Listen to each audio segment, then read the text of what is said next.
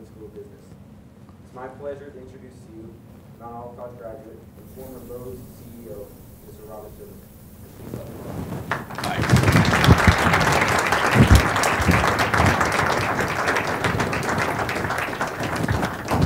Good morning. Can you hear me okay? Okay, good. Well, in the next few minutes, I'm going to tell you a little bit about how a small town Mount Olive native became a CEO of a Fortune 50 corporation. In a sense, I live the American dream that most people don't get an opportunity to. So I'm gonna do it on two parallel paths. First, a little bit of myself, and then folding it into the life cycle change of a corporation called Lowe's. And so if you'll bear with me, we'll try to make this as easy as possible for y'all. And I don't work well behind a lectern, so I'm gonna stand out and they're gonna tell me when I go too far in this direction. I grew up in Mount Olive, Station Street, East Station Street, during a different world and a different time than any of you could possibly imagine. I'm 73 years of age. I can remember my father getting up early in the morning and would wake me up, putting coal in a coal bucket to put it in a heater to heat up the back of the house where we had breakfast and also meals. I also remember the fact that we didn't have a refrigerator living in town. We had an ice box. You heard the term ice box? And an ice cart came by every morning pulling by a mule wagon with blocks of ice that came in your house and put it in the top of the ice box, and that was your refrigerator. I can remember the first television we had and all of our neighbors coming over on Saturday night to watch two television programs. One was Gunsmoke, obviously, with James Arness, and Boston Blackie was another one. So I grew in a different time and a different era. Nobody had locks on their doors. It was a village, a true village, in that everybody in that town knew me and knew my family. I didn't know I was poor, but I was poor. Poor meaning, just like all my friends, nobody had money. People had land, people were farmers, people had businesses, but nobody had wealth. So we all grew up in the same environment post-World War II, which was a major occurrence in the lives of most Americans, just like the Great Depression was for the previous generation of Americans. So World War II, post-World War II, started the economic boom in America. World War II took America out of the Great Depression. We've been in the Great Depression for what, 5 years, 6 years? World War II took us out, but World War II created something else. The education boom, the housing boom. There were more houses built in the 50s, 60s, 70s, 80s and existed in America for its entire history prior to that. So it was a major housing boom as well. So it was a different environment entirely that I grew up in. There were no computers, certainly no smartphones, some of which is a blessing, some of which is not. But the reality was a different time. And I've lived through a generation of people that have seen more change in this country than probably any generation before me, and perhaps maybe any generation after me. So it has been a major change, a major process of changing. But I grew up in a town that everybody cared about you. And the other side of it too is I had teachers that were fabulous. But I had great parents. They didn't have a lot of money, but they had a lot of love. And what they taught me is I was no better than anybody else, but I was as good as anybody. And my mother every day told me you can be anything you want to be if you work hard and apply yourself because you have the capacity to do it. And I believed her, which you should believe your parents, hopefully. So I lived in Mount Olive for a long period of time, and then I moved away and started to work for a company in Raleigh, North Carolina. It was a very small company. It was called Lowe's. At the time, it was called Lowe's Hardware. And Lowe's, at that time, had 11 stores. And the total volume of all those 11 stores combined was less than one of these big stores like Goldsboro or like Smithfield or like Clayton from Smithfield, the whole company. And it was a different company. And what happened, to give you a little scenario of what happened with Lowe's, is that Lowe's actually started before World War II by an individual named H.C. Lowe. And he had 2 children, had 1 son, 1 daughter. And after World War II, his daughter got married to a guy named Carl Buchan. And Carl Buchan was a Renaissance man, very much like Sam Walton at Walmart. And he had these big visions of creating this national company. And the thing is after World War II, you got to remember, all production of all building materials stopped during World War II. World War II, you had to have a sticker to get a 5-pound bag of sugar or get a can of milk.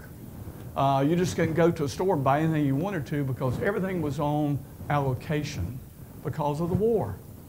And all companies that may have built roofing or drywall or windows or doors went into the manufacturing of war materials.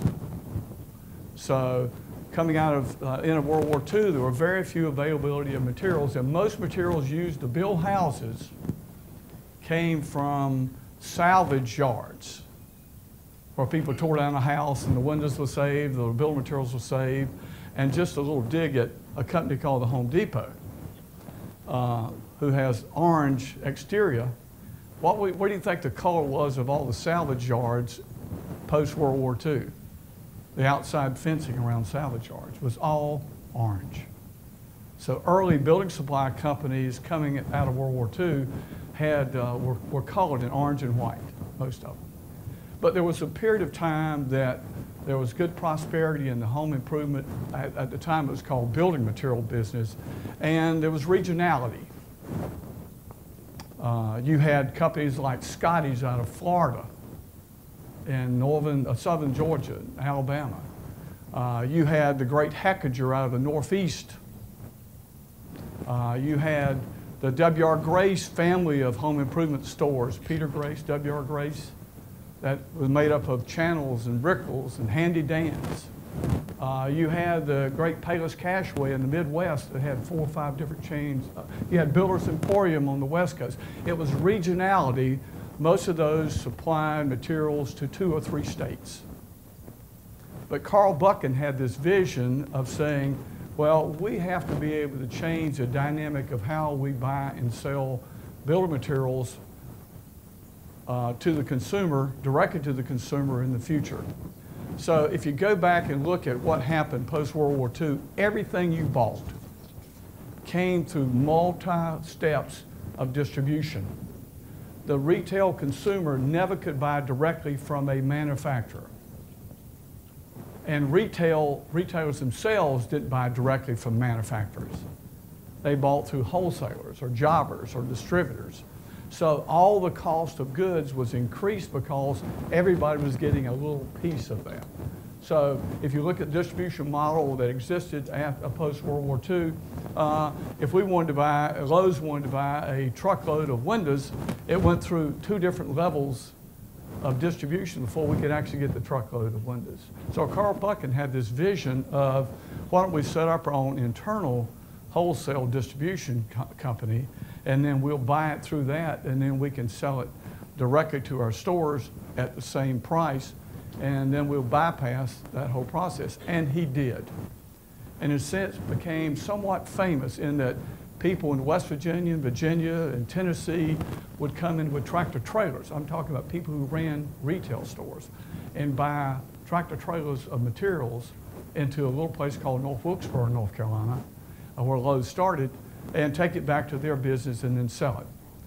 Lowe's started in North Wilkesboro, a small town in the western part of the state, had a little store in Sparta, North Carolina, and then had stores elsewhere. But Carl Buchan, when he married H.C. Lowe's daughter, came back and bought 50% of Lowe's hardware for $5,000. That shows you how big a business it was. $5,000, 1944, 45 was a lot of money. But Carl Buchan had this vision in that he wanted to be a national company. A long time before he actually needed the human capital that was required to do that, he hired 5 individuals that had skills that were necessary to achieve what he thought was going to take place. One was Bob Strickland, who was a Harvard MBA, and Bob Strickland was going to run marketing, advertising for the company. One was Johnny Walker, who was a senior vice president with General Electric Company. Johnny Walker, some of you may remember, may not, ran for lieutenant governor and lost to the most popular governor in the history of North Carolina, Jim Hunt. And then he hired an IT person. At the time, we didn't call it IT. His name was Joe V. Reinhardt. And you had a merchandising person named Pete Kolonik. And then he had a financial guy who came from Goldsboro, North Carolina, actually Snow Hill, named Leonard Herring. And Leonard Herring had worked for, those of you who live in this part of the world, a company called Wheels Department Stores and Wheels Farms in Goldsboro, North Carolina. So they had 5 men that worked for Carl Buchan, and Carl Buchan, at the age of 42 years of age, had a heart attack and died. But within his will, he had left the opportunity for the management of the company to buy out his family. So in 1961, those 5 individuals did an IPO and bought Lowe's from his family and went public. So Lowe's became a public company in 1961. And I think the volume in those days was well less than $100 million, and we have stores that do $100 million today. So it was a different company, a different time, but that started the process of changing. And then everybody was happy. Lowe's grew to become the largest in the industry at about $3.5 billion in 1988. But then something happened. The consumer, the retail landscape changed forever. A company called Home Depot, out of not Atlanta, Georgia at the time, but actually the first store was in Florida, Orlando, started a concept that was a big box warehouse store. They took a concept that was started by an individual named Pat Farah. It was the All-American Home Improvement store out of California that went broke. They brought Pat Farah in, they started this concept. They didn't have any money. They had Ken Langone, who was a big financier in Wall Street, that provided the money, the capital for them. And then they started the process. They went into the Florida market in a big way. Scotty's went out of business within 2 years of Home Depot entering the Florida market. They took Scotty's ads in every store, at every Home Depot store, and put 25% off anything in a Scotty's store. They buried them. They put them out of business.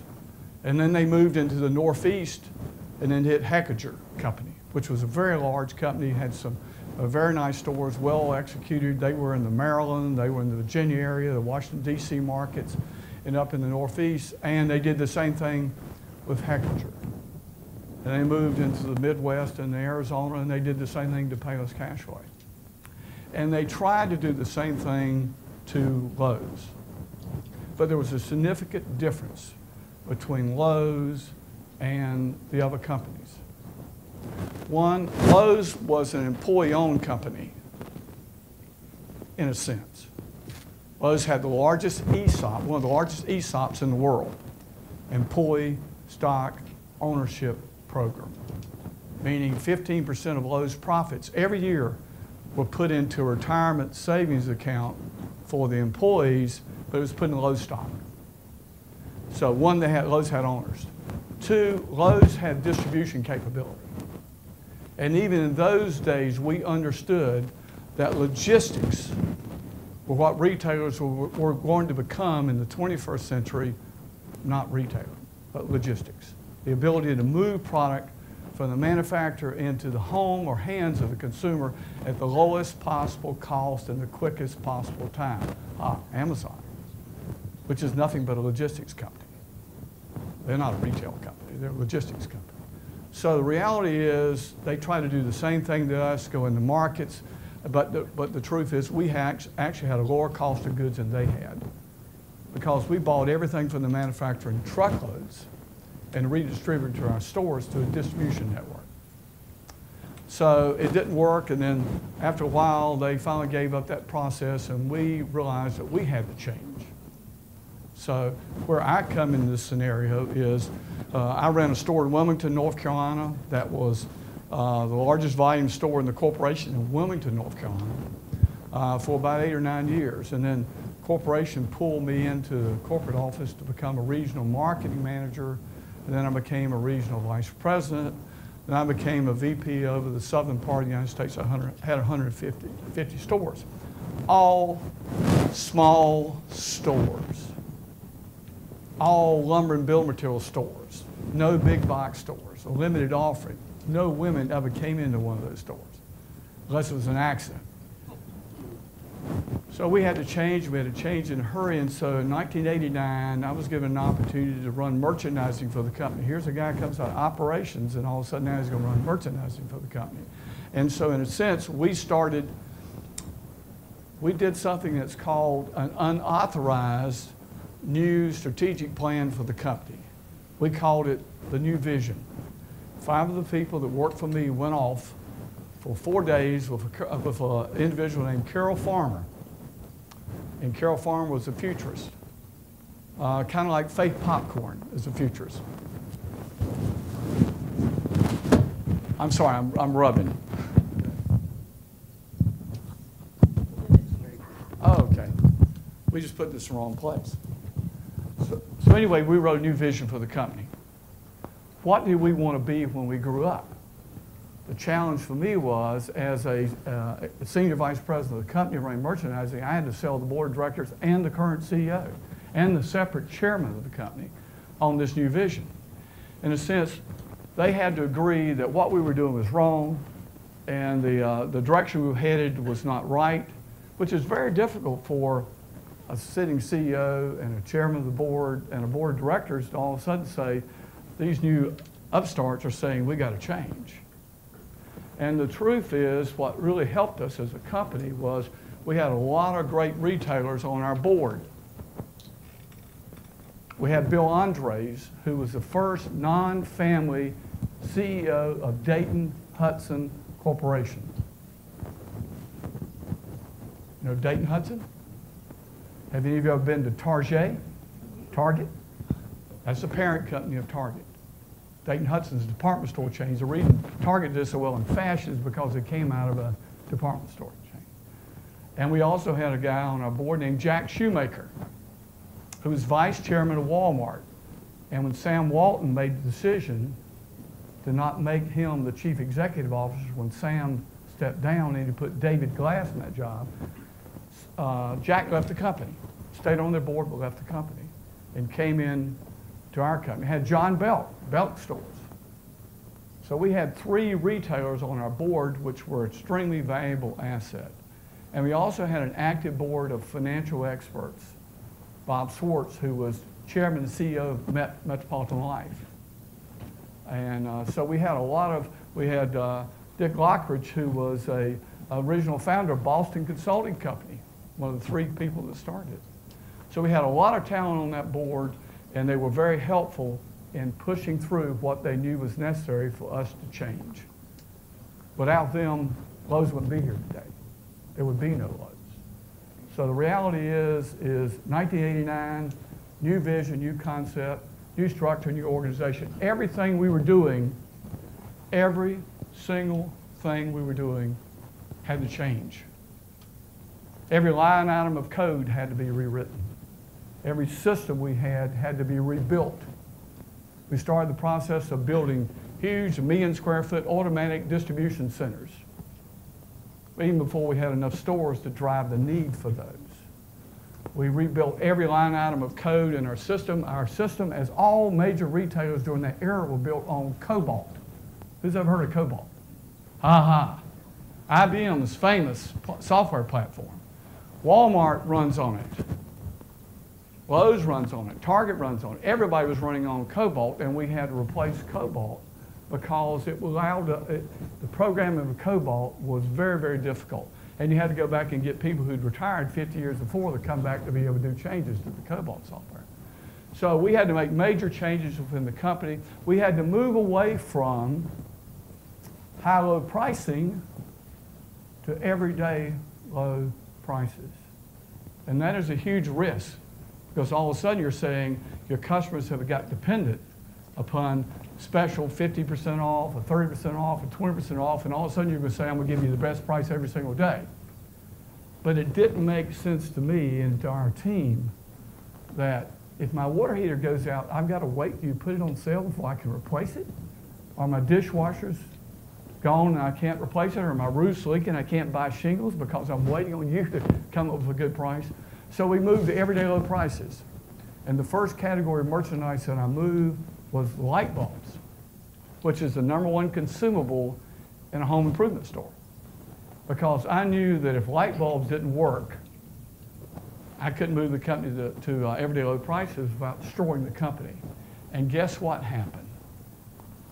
The light bulb category went up 25% in unit sales. I lost no total gross margin in the process. And what it taught me and validated what I knew is the consumer is brilliant. Retailers are stupid. And the truth is, if you'll listen to your customer and do what they're telling you to do, you will be successful in every phase of life. And retailers, through their arrogance, sometimes believe they know what the customer wants, and I'm going to present them what they should buy, not what they want to buy in some cases. So that whole process started, and that change occurred, and so we went through a process of spending a lot of money. We're a $3.5 billion company, and over the period of the next 5 years, we were spending about $2 billion a year on capital investments, buying land, building stores, and we had a disadvantage. We had small stores in a market that we had to replace with big stores. So what do you do with a small store? We had another advantage. We owned our real estate. If we had not owned the real estate and were tied up on leases, we would not have been able to make the transition. We would have been gone. So we were not dependent upon buying out a lease or trying to lease that property, but we just went ahead and built new stores and then sold the old stores at the appropriate time. So it was really kind of an interesting dynamic, because here we were a company that the largest store had 10 or 12,000 SKUs, stock keeping units, SKUs, SKUs. Every time you buy an item, it's an SKU. And we had to go to 50, 60, 70,000 stock keeping units. In 1989, we had a 5-digit item code. 5 digits. How many numbers can you possibly have with 5 digits? What's the maximum number of items you can have in your system with 5 digits? Math students? 100,000. Well, how can you be regional? How can you be geographic? How can you customize merchandise to an individual store or market with limitations on the SKU base? So we had to change the entire item file, and that took us 18 months to do it, which was problematic. We didn't have barcodes in the system. There were no barcodes in the system for lumber or millwork or doors or can of paint. So we had to work with the Barcode Institute and require manufacturers to put barcodes on everything, because item pricing and item stickering was too expensive, too much labor involved, too cumbersome, and you couldn't track it. The great Kmart that is gone, the great Kmart was part of who? Kresge Corporation. Kresge Corporation started Kmart. It's a 5 and dime store chain. Started Kmart. And the reality is that up until 8 years ago, they didn't have a way of tracking their sales on a minute by hour by daily basis.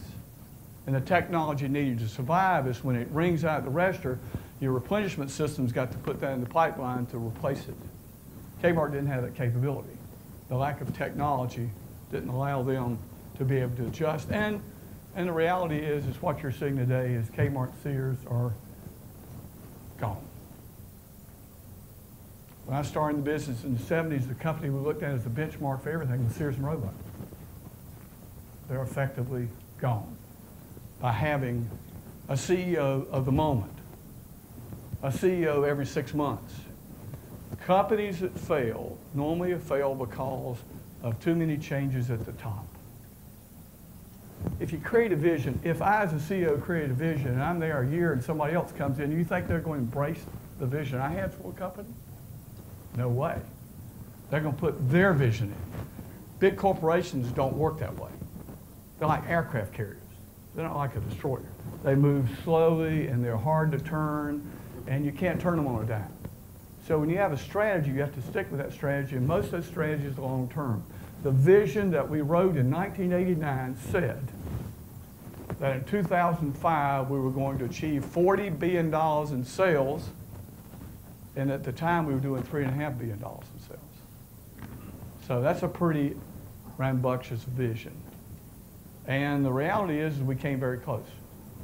We did $37 billion in sales. We were increasing our business about $4 billion per year, which was the original company every single year growing, which is a very fast rate of growth. And actually it was probably one of the fastest growth rates in all of retail. I was sharing something with your dean earlier about the fact that during that period of time, let me back up a moment. So 1989, what happens to Bob Tillman? I was head of merchandising. Then in 1993, I became the chief operating officer of the company. And I didn't take that job. I was offered that job for a year before I took it. Because the only stipulation I made to the board of directors is, what's the timeline for the CEO's retirement? And as a chief operating officer, I could fire anybody in the company but the chief CEO.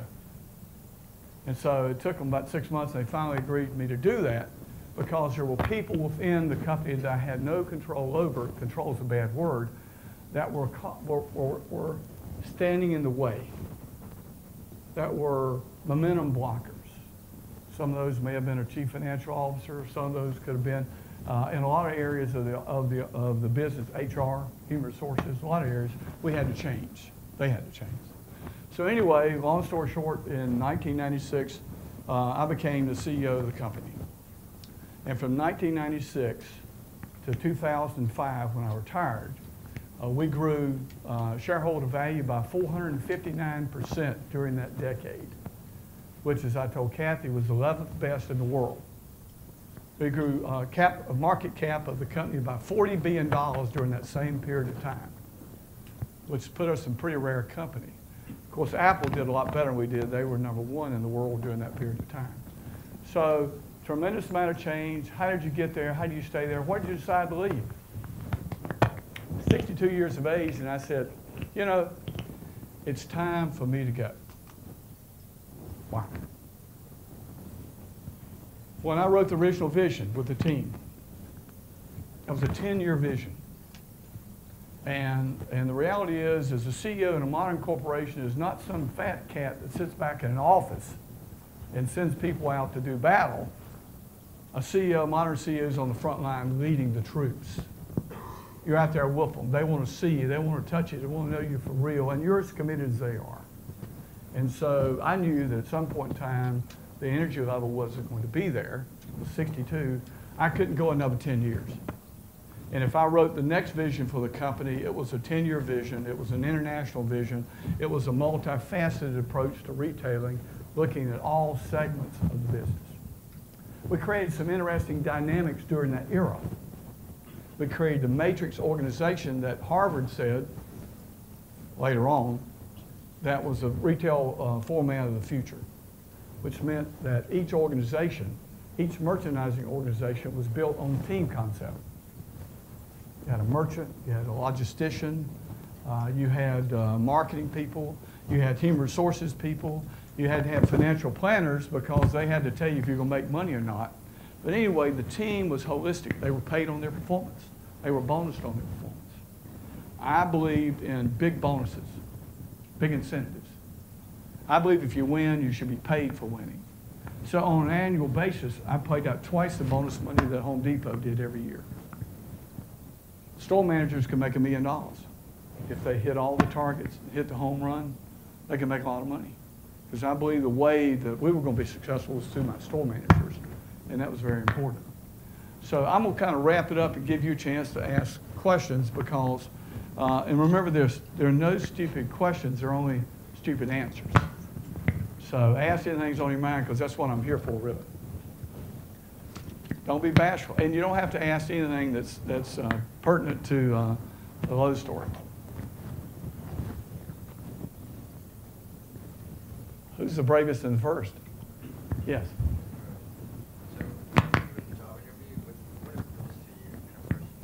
That's a good question. On a job interview.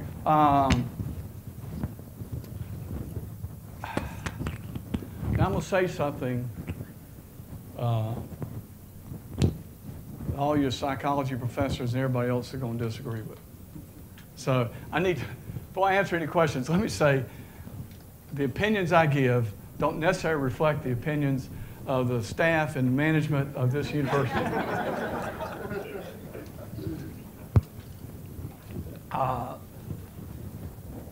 One, in an interview process, I want somebody that's going to look at me, focus on me, that I can talk to, and I believe they're hearing what I have to say. I want somebody that has a lot of confidence in themselves and believe they're capable of doing things, and they're not afraid of doing things.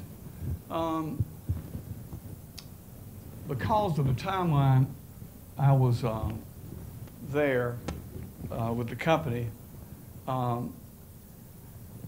I had to make a lot of really hard decisions and put rules in place that were very difficult. To create a high-performance corporation, you want the best and the brightest, and they only want to be there with the best and the brightest. So if somebody I didn't think was capable of taking it to the next level of performance, even on the entry side of it, then that wasn't going to be a good fit for us. Because what happened is, what you don't want to do is put people in place that can't keep up with the speed. When you're growing a business $4 billion a year, or you're growing, adding 20,000 employees a year, you got to hit a lot of home runs, and you got to make a lot of decisions right. The thing you learn in life, and in the life of business, is that the biggest difference in successful business people and non-successful is the percentage of decisions they make correctly. The only difference is when you become a chief executive officer, you got to make about 99% correct, because you don't have the luxury. But I like people that, and this is going to be a bad thing, I'm going to say it, I got to say it, I have a fear of failure, who will not fail. I want people that you can put in the trench and they will win every single time, regardless of the environment. Yeah, there's going to always be setbacks, but the reality is that you want to give them every opportunity to win, give them the resources to win, but make sure they do. And it's infectious. They infect other people around them. They create an atmosphere that is fun, because smart people want to be around smart people. And high-performance people want to be around other high-performance winners, breed winners. So the important thing in an interview is, don't be afraid to express yourself, be confident in yourself, look people in the eye, shake hands with people. You know, I mean, you've got to search yourself. You have to have a little swagger. You got to have a little swagger. Yes. Oh, I'm sorry. Is it warm in here, y'all? Am I just having hot flash? Mr. Tillman. Yes, it's Bob. Everybody in the corporation call me Bob, and I'd appreciate if you call me Bob. Bob, yes. What would you consider one of the major disadvantages of the Lowe's company? Disadvantages? Well, one, size is a disadvantage. Two, one of the disadvantages we had early on in the corporation is we were located and home-based out of North Wilkesboro, North Carolina, and I had to be the villain that moved us to Mooresville or North Charlotte, because I couldn't attract the talent I needed. The disadvantage you have here, I don't know this, I don't have a clue, but probably half your faculty lives in Goldsboro. Some of you live in Raleigh. How many live here? So there's a disadvantage. There's an advantage of a small town and a disadvantage of a small town. And you got to embrace that. But I couldn't attract the people that I needed to take the company to the next level. So that was one disadvantage. One disadvantage was the fact is we were a company that was started in the early 40s. Companies don't want to change. People don't want to change. Anybody says they love change is a fibber. I didn't say liar, I'm doing pretty good. They don't like change. Human beings don't like change. So it was very difficult.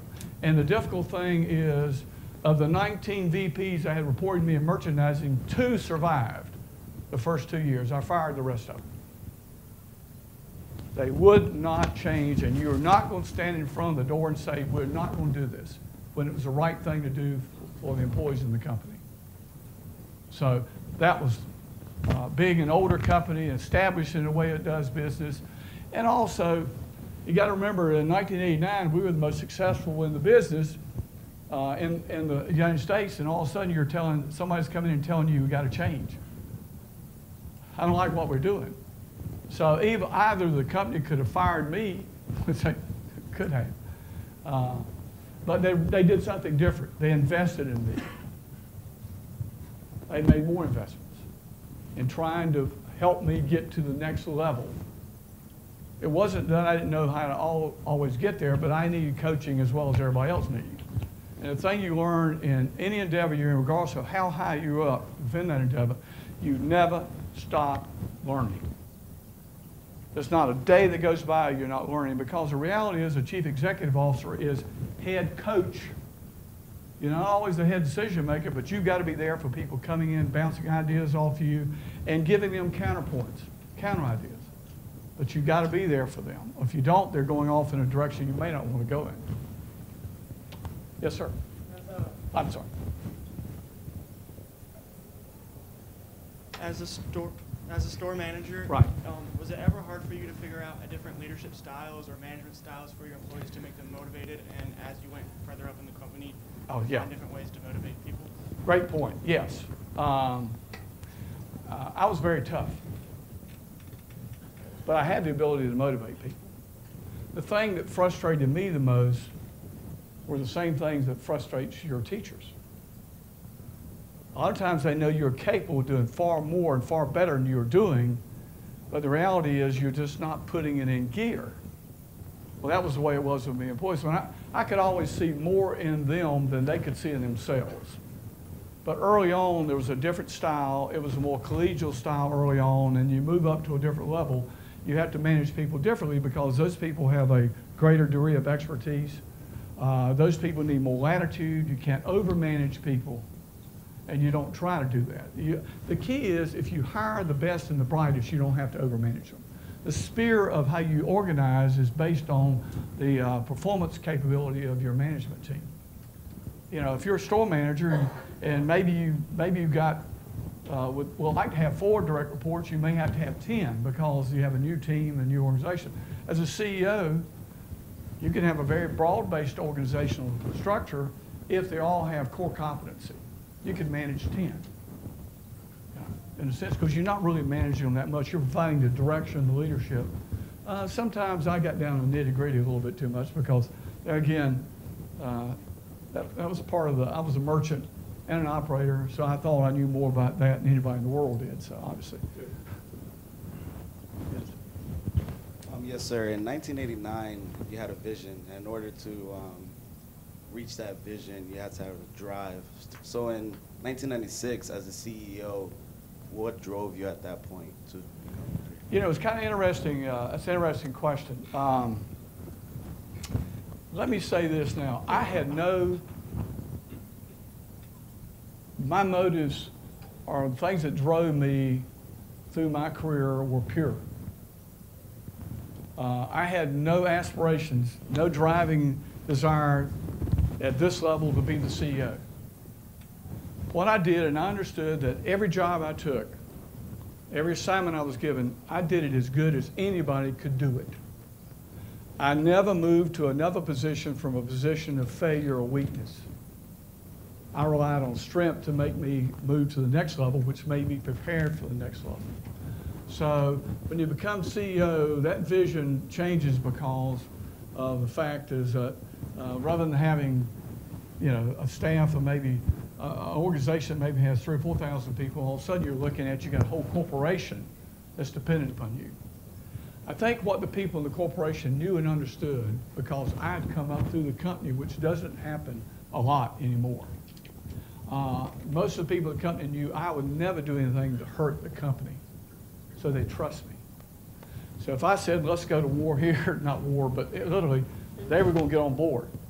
Because I had a track record of success, I had credibility, so they would listen to me.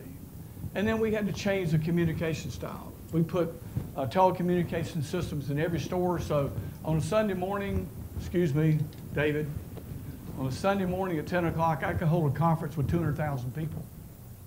Because I wanted them to hear, not diluted, I wanted them to hear directly from me about major issues that were challenging the company in the direction he wanted to go in. We had one of the largest airplane fleets in the country. Actually, the largest private fleet in the country other than NetJet's Walmart. Because I brought every regional vice president in on a Friday, and we meet on Friday and Saturday, and then take them back out on Sunday, because I didn't want them creating their own fiefdoms. I wanted them to hear firsthand from me, this is where we're going. And this is what we want to achieve. If people know what's expected, 90% of them will make it happen. The biggest challenge you have in any business today, retail or anything else, is how you deal with disengaged people. And the problem is most managers think they're so good, they can take disengaged people, make them engaged, but what they're doing is they're depriving the people who want to be there, who are engaged, from getting the attention they need. So it's very difficult, but the reality is the disengaged have to become disenfranchised, which means termination of employment. Yes?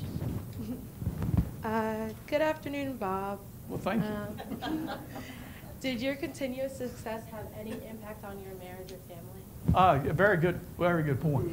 Well, I married David's cousin of David's, I'm gonna put it that way. And her family was Free Will Baptist, and she grew up in a little town called Ada, North Carolina. She was a country girl.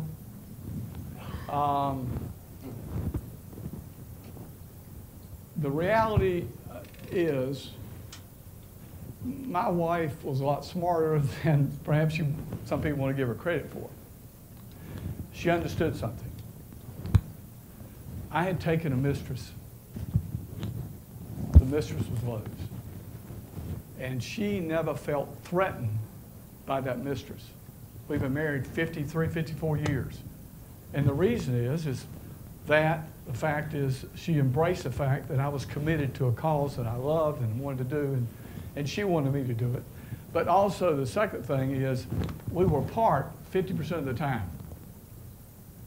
I was a road warrior. I was gone. I sometimes wouldn't see my wife for 3 or 4 weeks. And what that did for me, though, is we had a place at Wilmington at the beach, at Riceville Beach, and she'd go there and stay. My daughter was down there, so she was fine. But the reality is it makes a price. Part of the reason I also retired when I was 62 years old is for the first time, my wife said, are we ever going to have a life together? And I said, I guess you're right. So, but she was a good soldier for 40-some years, so at some point in time she deserved to have a husband.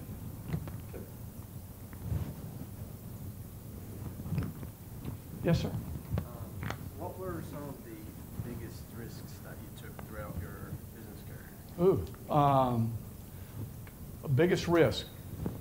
Oh gosh, so many. It's hard to realize it. I guess first risk, moving to everyday low prices as fast as we moved, which was 6 months, could have destroyed the company. Second thing is building stores. Before we had all the merchandise to be able to make those stores market specific.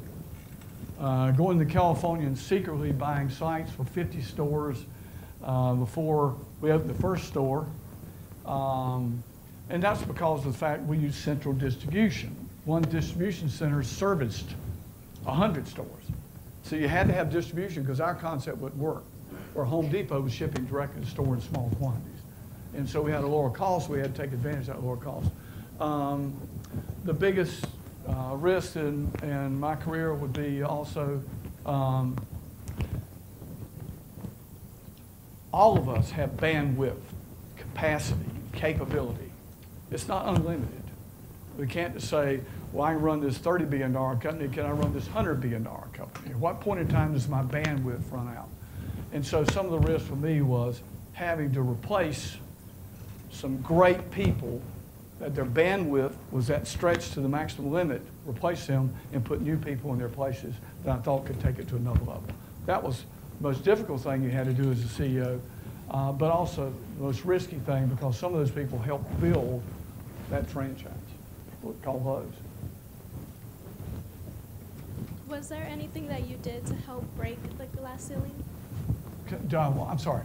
Was there anything that you did to help break the glass ceiling for women? Yeah, actually, we had a lot of senior vice presidents of merchandising that run merchandising divisions. We had 4 out of 18, which was a lot back in that day. We had a head of HR that was female. We had 3 of our board members out of 12 were female executives. So, and we had, I guess what happened, we had a lot of diversity because of what was important to me is our store and our company should look like the customers we serve. You know, I mean, when people walk in your store, you sense it. Like, what am I doing in this store? I don't belong here. That shouldn't be the case. So I used to have meetings every month with a diverse group of employees and sit down and talk to them. You know, I'm 73 years old. I grew up in the South. For me to have said to those people that I didn't have prejudices would have been a lie. We all have prejudices.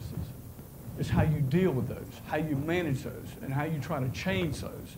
That's important. So for me, that was an important attribute because I wanted everybody to come along. I'd have lunch with women about every week because I didn't really understand because when I was building a new corporate office and wanted to put a child care center in, I didn't know how critical that was for women. And all of a sudden I'm sitting there and women are crying because they're saying, you don't get it. If I'm not there at 5 o'clock, I'm charged an extra so-and-so and I can't stay over 10 minutes after work. But the reality is if you build a child care center and I know my child's being well cared for, I'll stay an extra hour. I'll stay whatever I need to stay.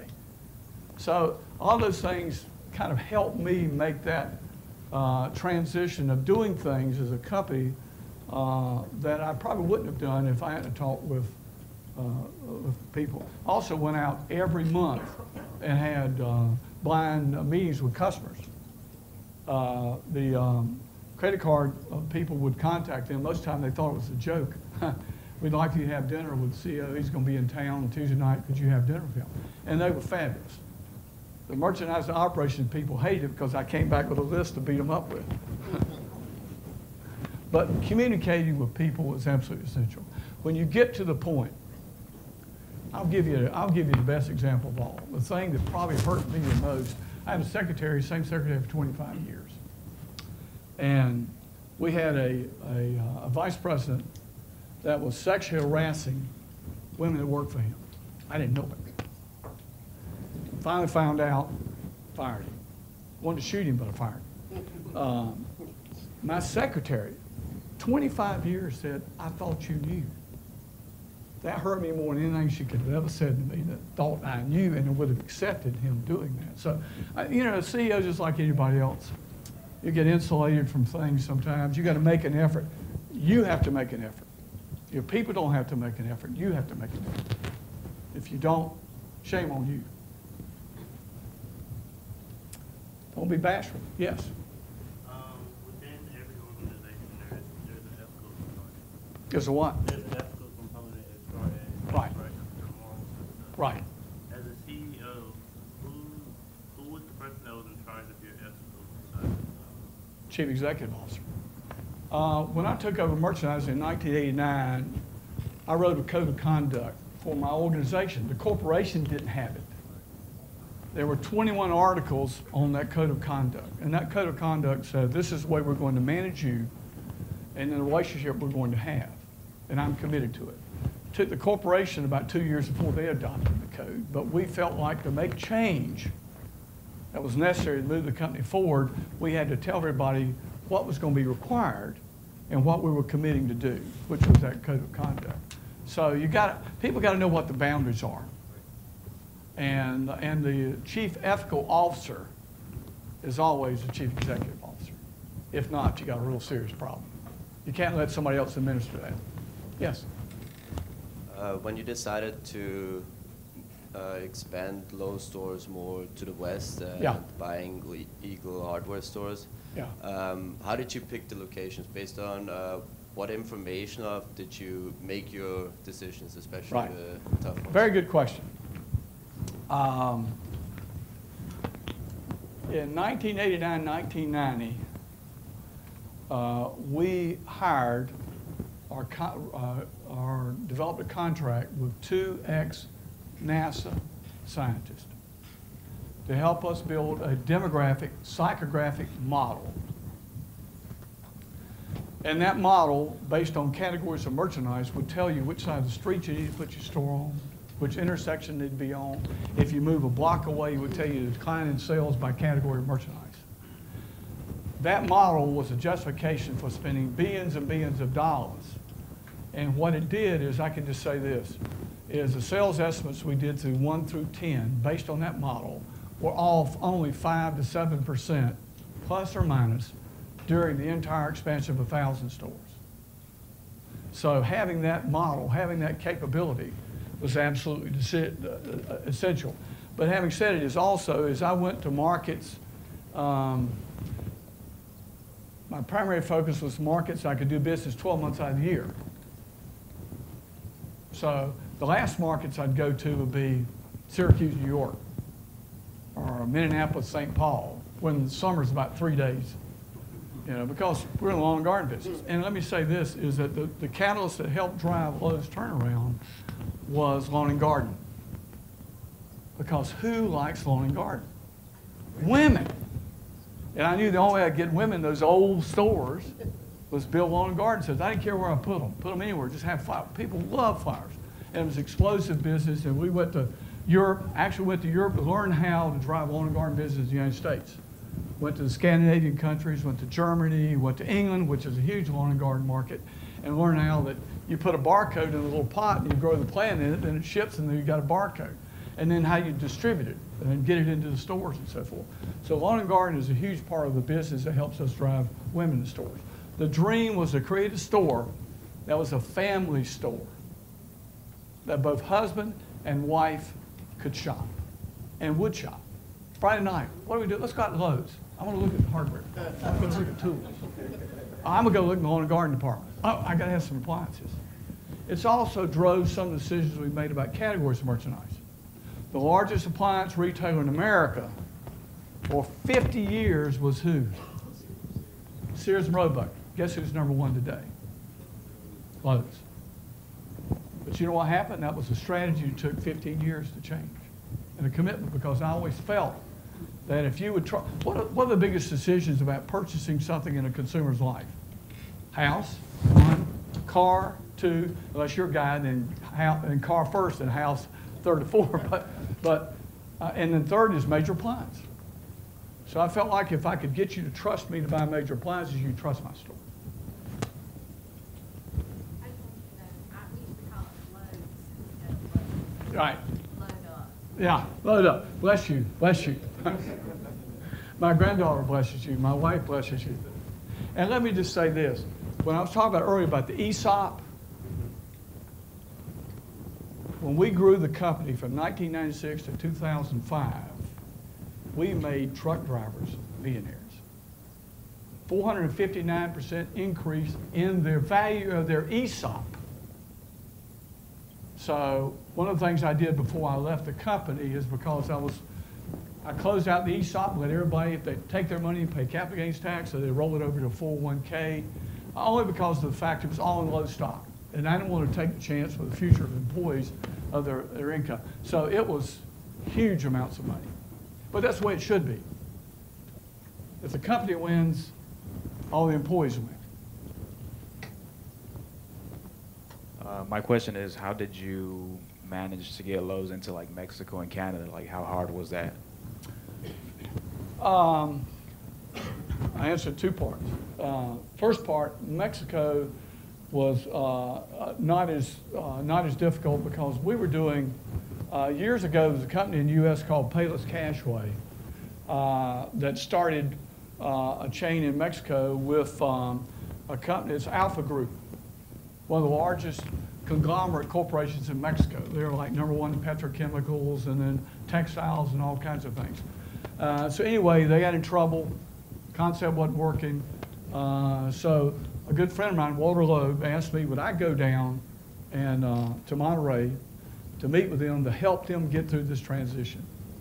First time I've ever been flown into an airport. They took my car in the hangar, and I had machine gun guards outside my room all night, but it was a different experience. But so that gave us a foothold into the market to understand the dynamics of the market, and we assigned people to that company to help them work them through the process of changing. And then eventually Lowe's bought those stores from them. Canada's pretty easy because Canada's not like the U.S. I mean, you got 4 cities in Canada. Everybody lives, 90% of the people live around 4 cities. The last city in Canada to go in, of course, is Montreal because of the language barrier. Even though they're Canadians, they all speak French, and so and it's a different market in terms of unionization and things like that. And somebody asked me earlier about Eagle. The Eagle acquisition was a defensive acquisition in that one of the Canadian home centers was trying to go into the Pacific Northwest.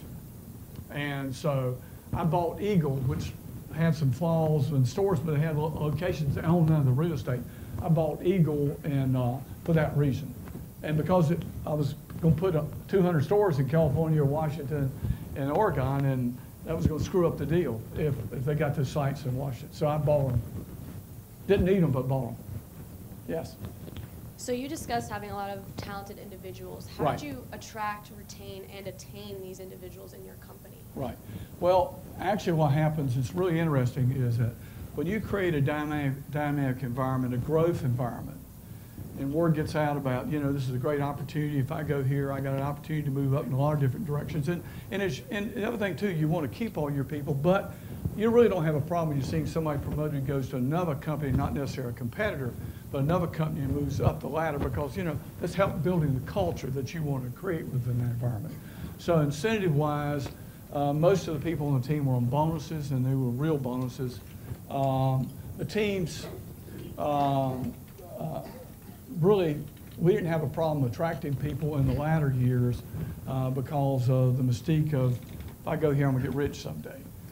And I want to be around these people who are talented people. And what happens is the word's easily spread by your vendor base, by your suppliers, by a lot of people, is that's the place you need to go, it's the place you need to be. And in the latter years, the last 7 years I was there, anybody we hired, we told them to move to Lake Norman because I knew I was going to move the company, move the location. And it was traumatic for the community, but just wouldn't work. You had to move. But hiring good people, if you have good people, is pretty easy. Now, on the front end, when you're trying to start out, you got to sell a bill of goods. I mean, you really have to do a good job selling and believing in something that people can also believe in. And part of that has to do with the CEO. Is he going to live up to what he's telling me he's doing? Is that going to be accomplished? And normally people, anybody from a VP level up, I was involved in the hiring decision. I wouldn't, in the latter stage I wasn't, but early on, all of them went through me. Because I couldn't afford to have somebody in the team that was going to dilute the performance of the team. And I wanted to make sure that I felt like somebody that could take it to the next level. But incentive-wise, they made a lot of money. That's what it should be. If you're paying your shareholders 459% return on their investment, shouldn't the employees get something out of that? You know, I always told the shareholders, I said, you know, I'm making 11, 12% pre-tax. I can make 14, but guess what? I'm not. 2% of that's going to my employees. Because the minute I quit incentivizing my employees, guess what happens? We'll make it 8 or 7 or 6 because they lost interest. It's not fair. It's not the way it should be. So wait, my store managers, I wanted every store manager to know they had unlimited, there was no cap on how much bonus a store manager could make. Because, you know, the reality is think about it from my perspective. I didn't put the key in a single door of a single store any given day. I was totally dependent upon that store manager, hiring the right people, taking care of my customers, taking care of our assets. So my store managers were my gods. Not God, but gods in a sense. One last question. Yeah. Yes. My question is, in your personal opinion, how do you differentiate between an entrepreneur and a manager? And as a CEO, how did you manage personal failure? Personal failure. Oh, very. Let me see if I can back up. Entrepreneurs, I have a lot of good friends that are entrepreneurs, and an entrepreneur lives for the deal. They absolutely live for the deal, and they will be doing deals, but right up to the moment they put the casket over, lid on the casket.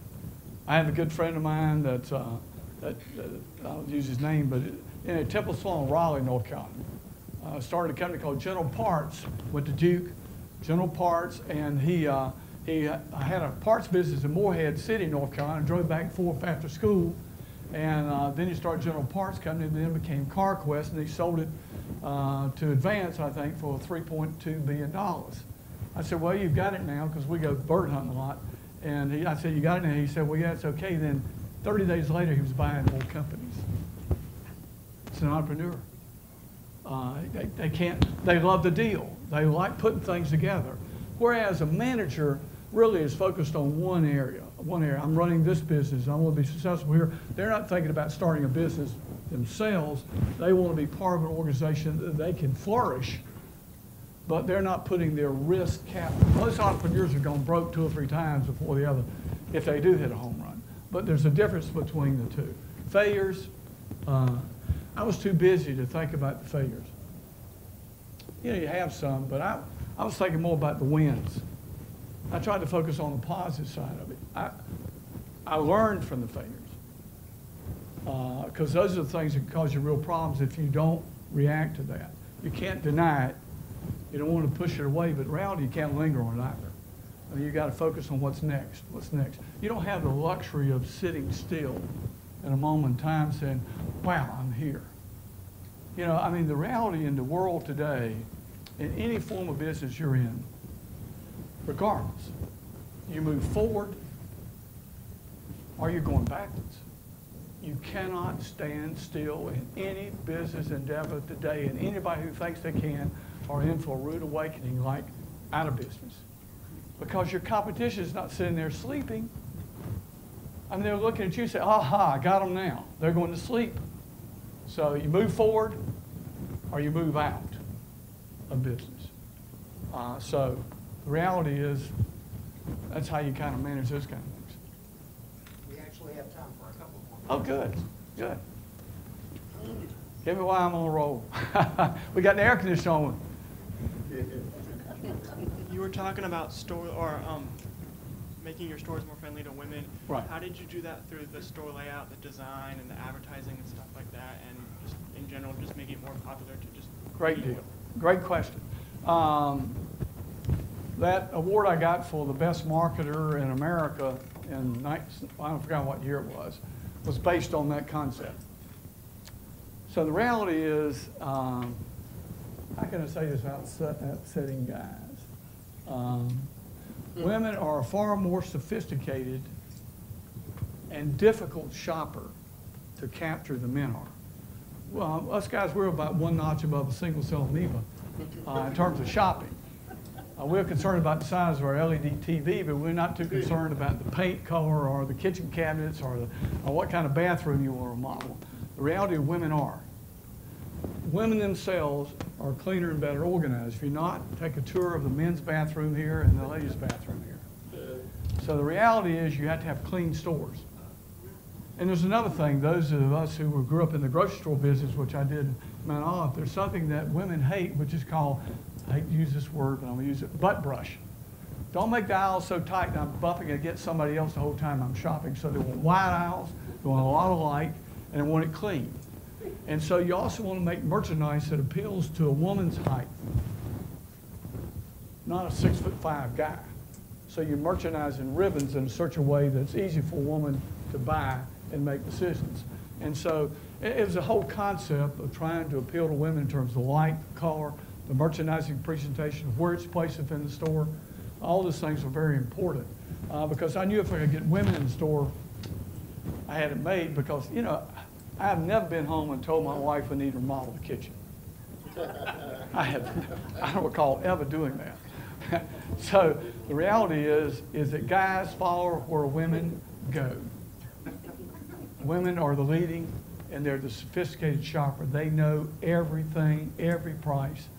And guys, most cases, unless it's a car or something like that, don't have a clue. I don't mean that wrong, guys. I'm just telling you like it is. We all realize that. Or I do anyway. Yes. No question. Yes, sir. In your career, what publications? I know now we have YouTube. We Yeah. have all the Yeah. different Yeah. media. Well, actually, what happened is I had a lot of course, you know, everybody reads Wall Street Journal, and I read a lot of the papers in that time. Because, but having said it, I also had a lot of information, a lot of journals. I had done and befriended a lot of folks at Harvard. I went to the advanced management program at Harvard, but before that, I had done had made presentations to the MBA classes at Harvard every year. And I'll never forget, in 1989, I made a presentation to Walter Salmon, who was the dean of retailing at Harvard, to a second-year MBA class, and they were ready for me. And so I was sent up as a sacrificial lamb by the chairman of the board of the company. So you go up and talk to him. He'd been up and they beat him up. So I went up and talked to the second-year MBA class, and they said, "You're going to fail. You can't make it. We've done all the numbers. This is what we've done. We've done the analytics. There's no way you're going to make it." So anyway, when I finished the presentation, remember Arnold Schwarzenegger saying, "I'll be back"? Yeah. So I told them, "I'll be back." And I did go back. It wasn't the same class that went back a few years later when the whole dynamic had changed. But I got a lot of journals from them about what was going on. Normally from the universities, what you're getting is a perspective of what other companies are doing, but most of the data is lagging data. Only because the fact is the article was written 6 months ago, whatever it may be, or it's from the company that shares what they were doing 6 months ago or a year ago, not what they're doing today. The advantage that universities have, if they do it correctly, is partnering with businesses and integrate with businesses. So they're there on the front end of the whole process of learning. So that was a lot of data. The problem today is, that's unfortunate, is that, and I made this comment to Kathy a few minutes ago, is that social media is a disease, a bad disease, a good disease and a bad disease. It's going to create a group of millennials who are incapable of making decisions on their own. Well, let me send that Twitter out and ask my friends what I should buy. What? Give me a break here. So I think what happens, that's a real problem going down the road. It's also a big problem for anybody in business because, God, somebody hits you on Facebook, you got to respond. You got to have people constantly looking at social media to try to keep from having real erosion of your customer base. So it is somewhat of a problem. But I looked at a lot of things. But also I was always connected to the manufacturers, what was going on in their businesses. And I'd meet, every year I had the top CEOs of the manufacturing base. We'd get together for a couple-day planning session. And part of the deal I had with my suppliers was co-opting them into a partnership that if we win, they win. So they had to help me in the process because their worst nightmare was only having one home improvement chain in America. You know. Yes? What do you attribute most to your success? What do I attribute most? Oh, gosh. Curiosity, interest in learning. I love change. I'm a change agent, always have been. I don't just tear things up to start all over again, but I can have a sense for it. Probably the greatest attribute I have, I can see more in people than they can see in themselves. I was always able to judge talent and capacity of people and to be able to move them faster than they wanted to be moved in some cases to achieve more. So people skills were my greatest asset.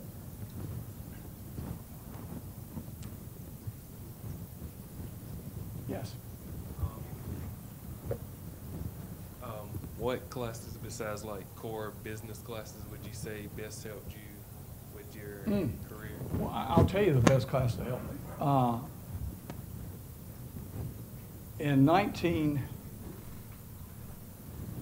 probably get the date wrong, 1992, the dean of the Babcock School at Baptist was a guy named Charlie Moyer, who was the professor of finance prior to becoming a dean, before becoming a dean.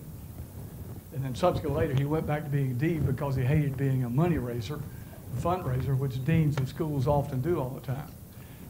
Every Wednesday afternoon for a year, I'd drive down to Winston just to get away from, and we'd have finance classes.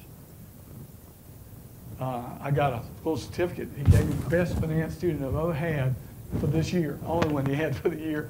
But that was a real asset to me because if I had a weakness, it was really on the finance side. I had a lot of great financial people, but I wanted to understand the dynamics of a large corporation and the finance side of it. And so finance was one of the areas that he really helped me a lot on, and to make it, to go to the next level. And you know, it sounds stupid, the manager of the company, the chairman of the company and CEO sent me to become one of the first students at the Political Institute at UNC Wilmington, North Carolina Political Institution. Why would you send me to some political institution every weekend for a year? The reality, it was crisis management. How you respond to the media, how you deal with the media, how you deal with crisis management. And what it taught me a lot about world politics, of which I wish I didn't know anything about. But so all these things were a never-ending learning process. You know, I never got to a point that I thought I knew enough. And the thing about it is if you hire and surround yourself with talented people, people that probably know more in their field than you do, you're going to grow. The minute that you surround yourself with people all just like you, it's over. You surround yourself with people that you know will not challenge you because you're afraid for your job, it's over. So you got to continue to hire people that challenge you in every aspect. Surround yourself with great people and you will become great.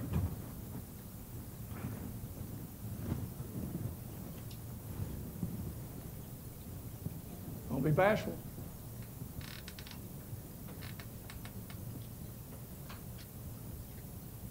I think they've had enough. Thanks. Appreciate it.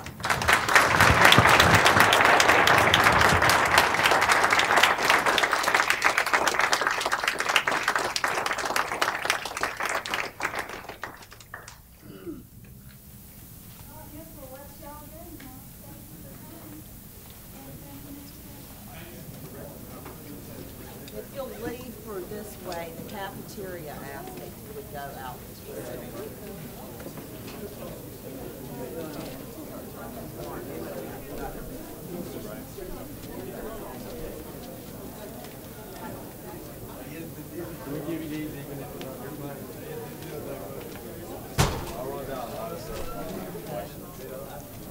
How do you want to do it? Did you give me something already? I'm going to give them to Dr. Best or whoever. I'll just take a picture.